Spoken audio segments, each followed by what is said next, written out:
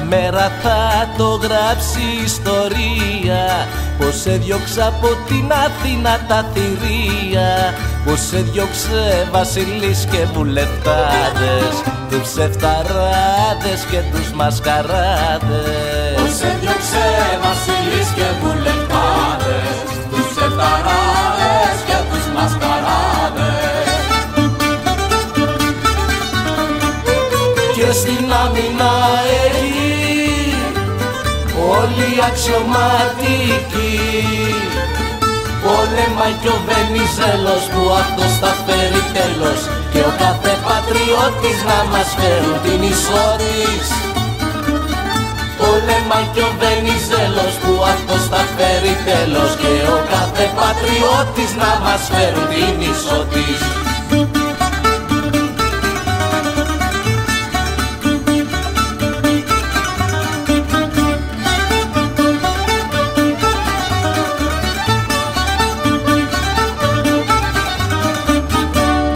Παναγιά που στέκει στο πλευρό μας, δείχνει το δρόμο στο νέο στρατηγό μας, τον ήρωα της εθνικής αμήνης που πολεμάει και διώχνει τους εχθρούς. Τον ήρωα της εθνικής αμήνης που πολεμάει και διώχνει τους εχθρούς.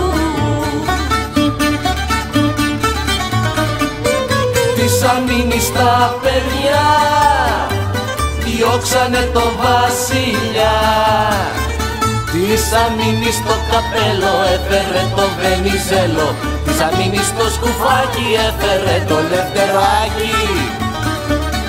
Της αμήνης το καπέλο έφερε το Βενιζέλο, της αμήνης το σκουφάκι έφερε το Λευτεράκι.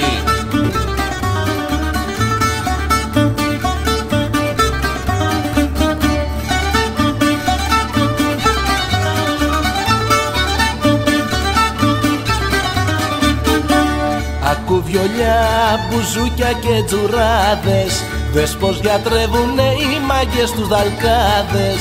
Πήγαν οι ξένοι μέσα απ' τα παλάτια, ο Βενιζέλος τους έκανε κομμάτια. Πήγαν οι ξένοι μέσα απ' τα παλάτια, ο Βενιζέλος τους έκανε κομμάτια. Της αμήνης τα παιδιά διώξανε τον βασιλιά και του δώσαν τα βρακιά του για να πάει στη δουλειά του, το περιδρόμο να τρώει με το σέρο του το σόι. Και του δώσαν τα βρακιά του για να πάει στη δουλειά του, το περιδρόμο να τρώει με το σέρο του το σόι.